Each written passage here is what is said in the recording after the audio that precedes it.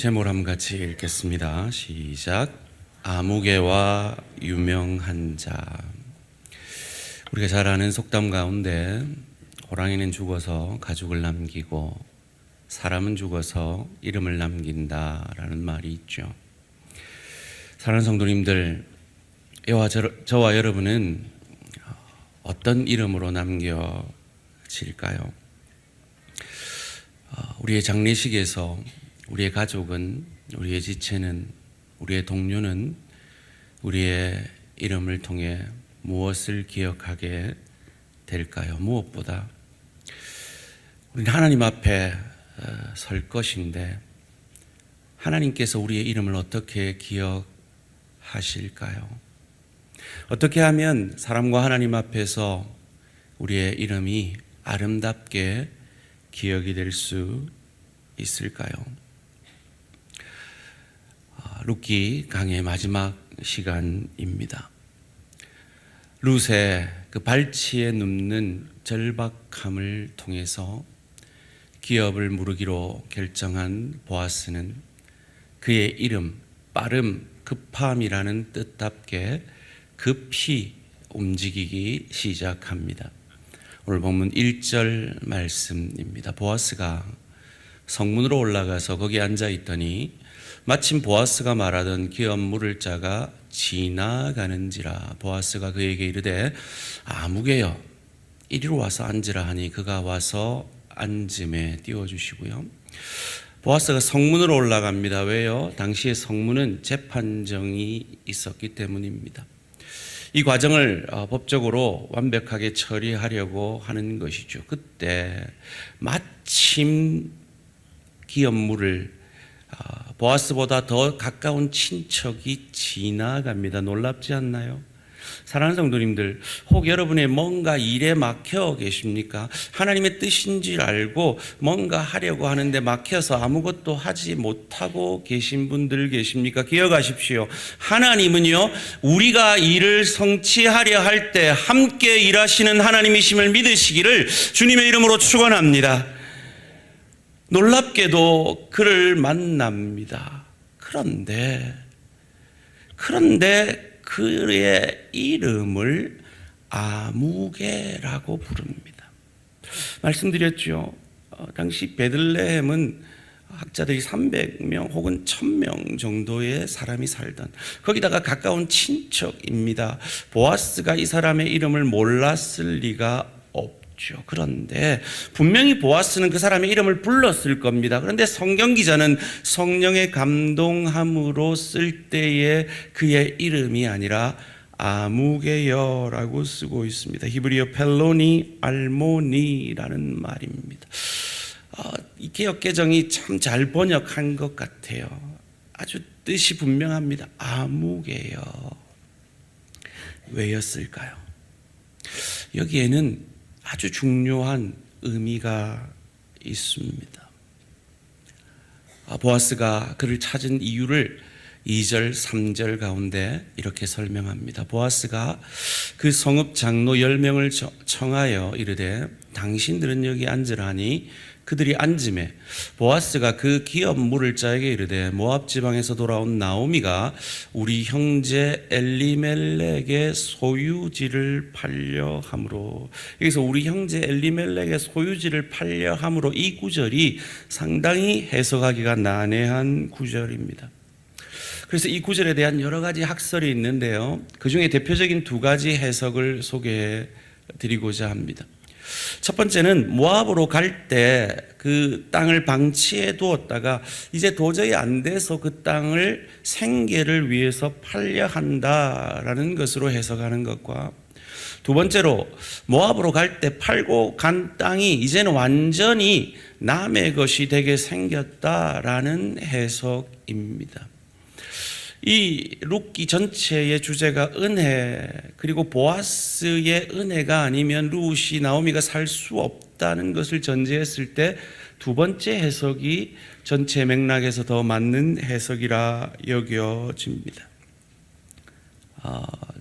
책임질래?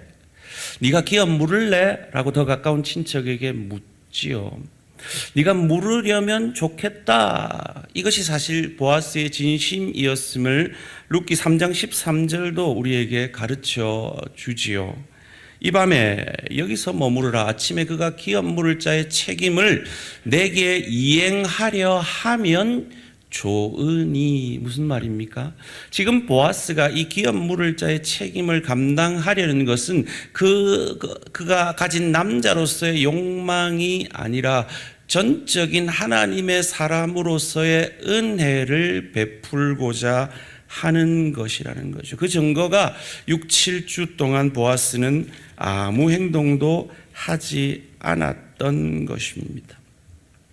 네가 책임을 지지 않으면 말해줘. 내가 책임질게 라는데 놀랍게도 이 아무개가 기업을 물으겠다 합니다. 왜였을까요? 그의 그 고백은 원문으로 보면 이 완료형이 아니라 미완료형입니다. 다른 말로 하면 그가 단순한 의지를 표현했지 확신이 있었던 것은 아니었다라고 해석할 수가 있는 거죠. 아마도 그는 착각을 한 것 같습니다. 그는 나오미만 알고 있었던 것 같습니다. 그래서 나오미의 땅을 취하면 나오미는 이미 늙었기 때문에 더 이상 자녀를 출생할 수가 없고, 그러므로 그 땅을 자기가 사도 그 땅을 나오미의 자손에게 줄 필요가 없게 되어지기에 그 땅을 자기가 물으겠다라고 한 것 같습니다. 그러자 보아스가 현실을 바로 아르켜 주죠. 5절 말씀입니다. 보아스가 이르되 내가 나오미의 손에서 그 밭을 사는 날에 곧 죽은 자의 아내 모압 여인 룻에게서 사서 그 죽은 자의 기업을 그의 이름으로 세워야 할지니라 하니. 룻이라는 그 나오미의 며느리가 있다. 네가 그녀를 취해서 그녀의 자녀에게 그 땅을 주어야 한다라고 정확히 말해 줍니다. 그때 이 아무개의 속내가 드러나죠. 6절 말씀 함께 읽습니다. 시작. 물을 자가 이르되 나는 내 기업에 손해가 있을까 하여 나를 위하여 물으지 못하노니 내가 물을 것을 네가 물으라. 갑자기 그의 마음을 바꿉니다. 왜요? 내게 손해가 되니까요. 그래서 나를 위하여 나는 물으지 않겠다. 네가 물어라. 네가 가라 하와이. 이러고 있는 거예요.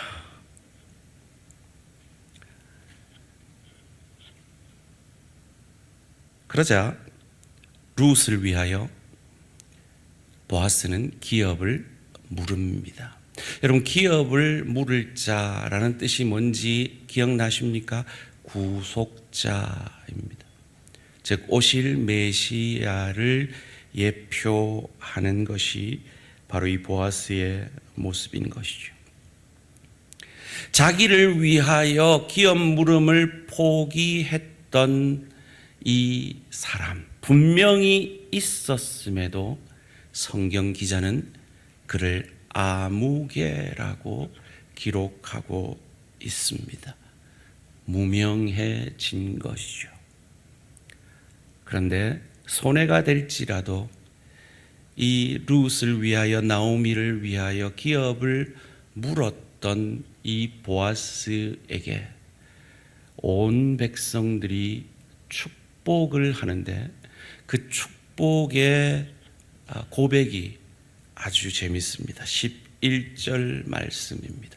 성문에 있는 모든 백성과 장로들이 이르되 우리가 증인이 되나니 여호와께서 내 집에 들어가는 여인으로 이스라엘의 집을 세운 라헬과 레아 두 사람과 같게 하시고 내가 에브라스에서 유력하고 베들레헴에서 유명하게 하시기를 원하며 띄워주시고요.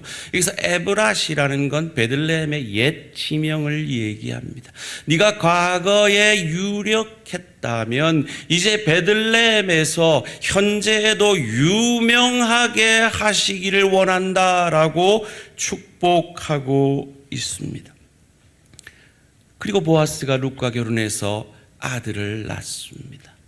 그리고 그 아들을 향하여서도 축복의 고백을 13절, 14절을 통해서 이렇게 합니다. 함께 읽습니다. 시작. 이에 보아스가 룻을 맞이하여 아내로 삼고 그에게 들어갔더니 여호와께서 그에게 임신하게 하심으로 그가 아들을 낳은지라.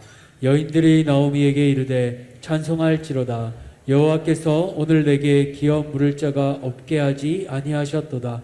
이 아이의 이름이 이스라엘 중에 유명하게 되기를 원하노라. 띄워주시고요. 이 아이의 이름이 이제는 베들레헴 정도가 아니라 이스라엘 중에서 미래에도 유명하게 되기를 원하노라. 축복합니다. 소원합니다. 이 축복이 우리 대항의 다음 세대에게, 우리 대항의 가족들의 다음 세대에도 이어지기를 주님의 이름으로 축원합니다. 그러려면 제일 잘해야 되는 게 예수 잘 믿어야 돼요. 예수 잘 믿어야 돼요. 왜냐하면 이 유명하게 되면 내가 유명하게 된다는 것이 아니에요. 내 안에 계신 예수가 유명하게 된다는 거예요. 그것을 21절, 22절에서 이렇게 룻기는 마무리됩니다. 살모는 보아스를 낳았고, 보아스는 오벳을 낳았고, 오벳은 이새를 낳고, 이새는 다윗을 낳았더라. 메시아의 족보죠. 다윗의 자손 예수 그리스도의 족보에 바로 이 보아스가 룻에게서 낳은 오벳이 올라갑니다. 바로 이 오벳은 다윗의 할아버지가 되는 것이죠. 2000년, 아니 수천 년이 지난 지금도 우리는 이 오벳의 이름을 알고 있습니다. 유명한 자 된 것이죠. 그런데 이 권리가 먼저 있었던 사람, 분명히 이름이 있었을 것임에도 아무개로 불리는 그 사람은 어쩌면 메시아의 족보에 오를 수 있는 이 축복을 발로 나를 위한 삶을 삶으로 차버린 것입니다. 호랑이는 가죽을 남기고 사람은 이름을 남긴다는 속담이 왜 생겼을까요? 그만큼 사람의 한 평생은 그 한 평생으로 끝나는 것이 아니라 그가 이 땅을 떠나고도 기억되어지기 때문일 것입니다. 이 아무개와 이 가문이 과거를 넘어 현재로, 현재를 넘어 미래에도 유명해지기를 축복받은 이 보아스의 차이를 만든 것이 무엇입니까? 바로 나를 위한 삶과 너를 위한 삶, 이기적인 삶과 이타적인 삶인 것입니다. 보아스는 룻의 그 모습들을 보면서 그녀를 현숙한 여인이라고 칭찬해 주었죠. 왜냐하면 그녀의 이타적인 삶을 그가 보고 경험했기 때문입니다. 룻기 3장 11절 말씀입니다. 그리고 이제 내 딸아 두려워하지 말라. 내가 내 말대로 내게 다 행하리라. 내가 현숙한 여자인 줄을 나의 성읍 백성이 다 아느니라. 왜 그가 룻을 비로소 현숙한 여인이라 했습니까? 시어머니는 그냥 너 하나라도 첩이 되든 처가 되든 그냥 너 하나 시집 가서 살아라 라고 룻을 보아스에게 보내었습니다.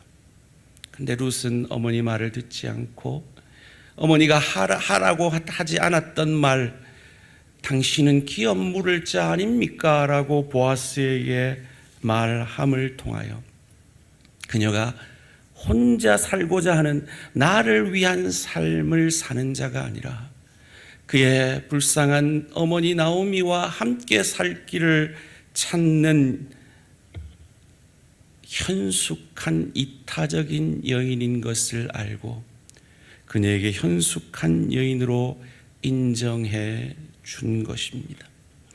그것은 나오미에게서 비롯되었죠. 룻기 3장 1절 말씀입니다. 룻의 시어머니 나오미가 그에게 이르되 내 딸아 내가 너를 위하여 안식할 곳을 구하여 너를 복되게 하여야 하지 않겠느냐.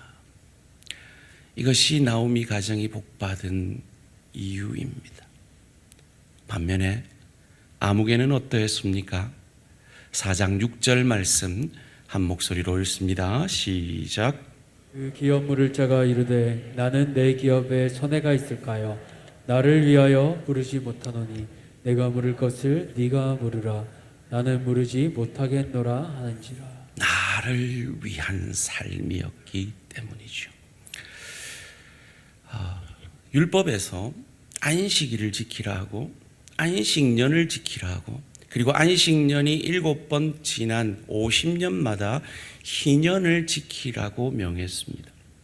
그리고 이 희년에는 그들이 남에게서 산 그 땅 혹은 남에게서 산 동족 종으로 삼은 자들이 다 해방되고 원래 이 가나안 땅에 들어갔을 때 각 지파 족속별로 분배받은 그 땅이 원주인에게로 돌아가게 되어 있었습니다. 그런데 성경은 이 유대인들이 그것을 지키지 않았고 히스기야 시절에 잠시 지킨 흔적이 나올 뿐이라고 우리에게 가르쳐주고 있습니다. 왜입니까? 그들이 다 나를 위하여 살았기 때문입니다. 각각 자기 소견에 옳은 대로 나를 위한 이기적인 삶을 살았기에 하나님의 율법을 무시하고 부자는 더 부자가 되고 가난한 자는 더 가난한 자가 되고 동족들 가운데 종이 되어지는 사람이 생겨났던 것입니다. 이 부분에 대해서 이번 주 금요일에 좀 더 상세하게 살펴보고자 합니다. 결론적으로 그래서 희망 없는 이 나를 위한 인생들을 위해 희년이 상징하는 바로 메시아 예수 그리스도가 이 땅에 인간들을 위해서 나를 위한 이기적인 삶을 사는 인간들의 밥이 되어주기 위해서 짐승 같은 삶을 사는 우리의 밥이 되어주기 위해서 짐승의 밥통에 누이신 날이 바로 2000년 전 이맘때 그 성탄의 날인 것입니다. 늘 사탄의 시험에 넘어지고 쓰러지는 이기적인 나를 위해서 인간의 대표자인 세례 요한에게 세례받음으로 이기적인 우리의 모든 죄를 전가받으시고 내가 진 그 모든 이기적인 죄를 자신이 진 것처럼 십자가에 오롯이 달려 죽으시고 언제요? 안식일 전날이요. 그리고 우리가 아무것도 할 수 없고 하지 않던 그 안식일에 죄와 죽음과 치열하게 싸우셔서 마침내 그 죽음을 죄를 이기고 안식일 다음 날 부활하심으로 예수를 주로 고백하는 저와 여러분 여전히 죄성 가운데 이기적이지만 우리를 의로운 자로 하나님의 자녀로 천국 백성으로 삼아주신 것을 믿으시기를 주님의 이름으로 축원합니다. 여러분 오늘이 무슨 날이죠? 무슨 날이에요? 제발 일요일 그러지 마세요. 주일 이러셔야 돼요. 주님이 부활하신 주일. 왜 우리가 이 시간에 한 주의 첫 시간에 이 자리에 앉아 예배를 드리고 있습니까? 이기적인 나를 위해 이타적인 사랑으로 십자가에서 죽으시고 죽음을 이기고 부활하신 이 날이 바로 내가 살은 날이요 내가 하나님의 자녀가 된 날이요 내가 천국 백성 된 날이기에 나는 더 이상 나를 위해 내 배가 신이 되어 사는 인생이 아니라 너를 위해 예수님처럼 하나님을 위해 내 아내, 내 남편, 내 부모, 내 자녀, 내 동료, 내 지체를 위해 사는 인생 되었음을 기억함으로 주께서 주신 그 은혜를 다시 새겨 삶의 예배자로 나아가는 것입니다. 그것이 없이 그저 내가 1시간 예배 봤다, 나는 이 자리에 있었다, 그리고는 세상 속에 나아가서 내 아내를 힘들게 하고 내 남편의 마음을 상하게 하고 내 부모를 괴롭게 하고 내 아이를 노엽게 하고 내 동료에게 이기적인 그리스도인이라고 손가락질 받고 내 지체에게 상처를 준다면 그것은 전혀 믿는 자답지 않은 것입니다. 무엇보다도 우리가 세상 속에서 나아가서 그 이타적인 삶으로 입술로 전도하는 것은 우리가 그들에게 줄 수 있는 가장 큰 사랑이요, 은혜요, 축복인 것입니다. 올해 표를 한번 같이 읽겠습니다. 시작. 성령 충만으로 복음 전하는 교회. 올해 우리 주제 성구가 뭔지 기억나시죠? 함께 다니엘서 12장 3절 읽겠습니다. 시작. 지혜 있는 자는 궁창의 빛과 같이 빛날 것이요 많은 사람을 옳은 대로 돌아오게 한 자는 별과 같이 영원토록 빛나리라. 옳은 데, 의로운 대로 돌아오게 하는, 의로운 분은 예수밖에 없으십니다. 죄 없으신 그분밖에 없으십니다. 사랑하는 성도님들, 세상 사람들이 아무리 풍성한 것 같아도요, 그들에게는 의에 대한 갈급함이 있습니다. 그들을 의로운 대로 인정하는, 그러려면 우리가 어떻게 살아야 돼요? 이타적으로 살아야 돼요.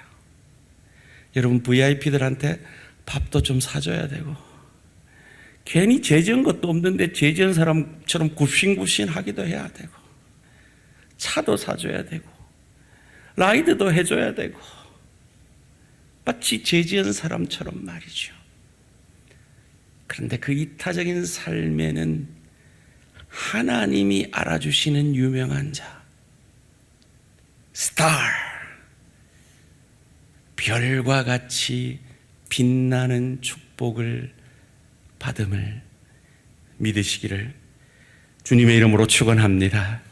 여러분, 오늘 들어오실 때 사역 신청서라는 용지를 받으셨죠? 1부 때 우리 양 목사님하고 그 안내 권사님이 하시는 대화를 들었습니다. 우리 양 목사님이 안내 권사님께 권사님, 제가 드릴 게 있습니다. 그래요. 안내 권사님이 농담한다고 뭐 주실 건데요? 골드바 주실 거예요? 이렇게 물었어요. 그랬더니 예, 맞습니다 하면서 준 게 바로 이겁니다. 골드바입니다. 영적 골드바입니다. 하나님이 기억하실 사역자들, 별과 같이 빛나게 할 그 사역자들. 오늘도요, 참 그동안 어르신 한 분을 차로 모시고 오던 자매 하나가 차가 퍼져버렸대요.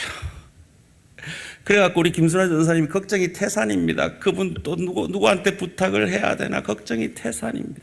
여러분, 여기에는 없지만요, 제가 라이드 할 수 있어요, 제가 누구 모시고 올 수 있어요 라고 적고 사무실에 제출해 주시면 저희들 걱정을 덜어주시는 겁니다. 여기에 내가 할 일 없으면 아무거나 시켜주세요 이렇게 써가지고 이름 써서 주시면 저희가 정말 든든할 것 같아요. 사랑하는 성도님들, 우리 성도님들 가운데요, 1인 10사역, 11사역에서 지쳐가지고 나 더 이상 못해요 하는 분들이 많이 있습니다. 짐을 함께 져주심으로 하나님 앞에 섰을 때 우리 대한가족 가운데 아무개로 서지 않으시기를 주님의 이름으로 축원합니다. 여러분, 저는요, 우리 대한교회를 스쳐갔던 많은 성도들 가운데 한 번도 본 적이 없는 분들의 이름을 듣고 알고 있습니다. 오늘도 방문해 주셨는데요, 그분들이 제가 없을 때 이 교회를 위하여, 하나님을 위해, 너를 위해 이타적인 삶을 살았던 그 씨앗과 그 눈물은요, 수십 년이 지나서 한 번도 만나본 적이 없는 그분들의 이름과 그분들의 사역이 저에게까지 들려짐을 통해서 우리는 확신하게 됩니다. 저와 여러분이 하나님을 위해, 복음을 위해, 하나님 나라를 위해 흘린 땀과 눈물은 반드시 여러분의 이름과 함께 사람 앞에서도 그렇고 하나님 앞에서도 기억됨을 믿으시기를 주님의 이름으로 축원합니다. 사랑하는 성도님들, 여러분의 이름은 어떻게 기억이 될까요? 여러분, 사역의 축복이 얼마나 놀라운지요. 사가랴라는 사람, 우리 성탄이 되면 많이 듣잖아요. 세례 요한의 아버지죠.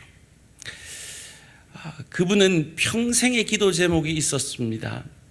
아들 하나 낳는 거였죠. 그런데 하나님이 그 기도의 응답을 유보하셨습니다. 왜냐하면 마리아에게 위로와 믿음을 전해 주어야 하기 때문에 이 사가랴 가정에는 기피의 축복으로 아이를 갖지 못하게 하셨죠. 그런데 그 평생의 기도 제목이 언제 응답되는지 아십니까? 누가복음 1장 12절에서 14절 말씀 함께 읽습니다. 시작. 사가랴가 보고 놀라며 무서워하니 천사가 그에게 이르되 사가랴여 무서워하지 말라. 너의 간구함이 들린지라.